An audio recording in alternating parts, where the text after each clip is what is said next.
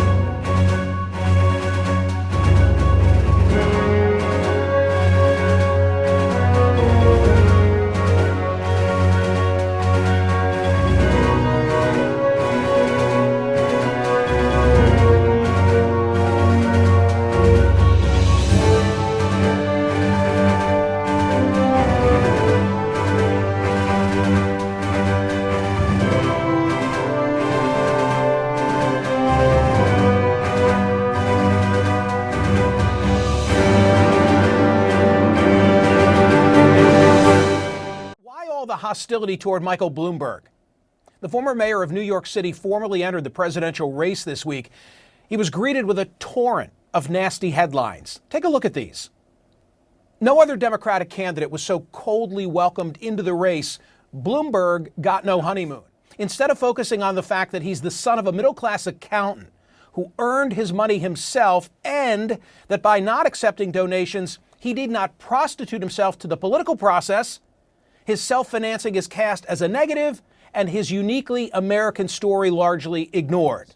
This is an individual who has been the executive or governed a city that by GDP would be the 10th largest or the 12th largest sovereign nation in the world. So if you were to look at the 12 years, I think people from New York saw leadership that resulted in not only a decline in prison populations, but a decline in crime. That New York became kind of a global node of creativity, social tolerance. He showed an ability to thread the needle between the world's largest corporation and some of the most progressive unions in the world. You have an individual whose philanthropy wasn't used to shape public policy to his own benefit, but a lot of it was done anonymously.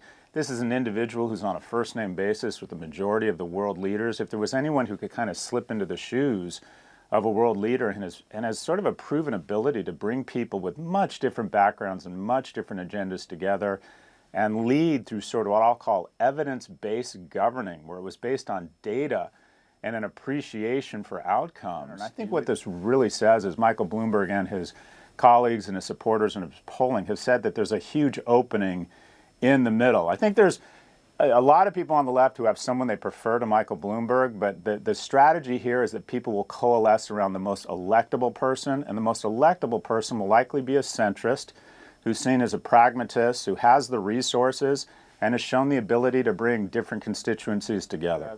The notion that Joe Biden or Vice President Biden hasn't kind of inspired the type of passion that we're going to need is one factor. In addition, if the Democrats are going to take back the White House, they need two cohorts. They need the base, and they need to go after the middle, which is largely white, largely male, largely disaffected voters.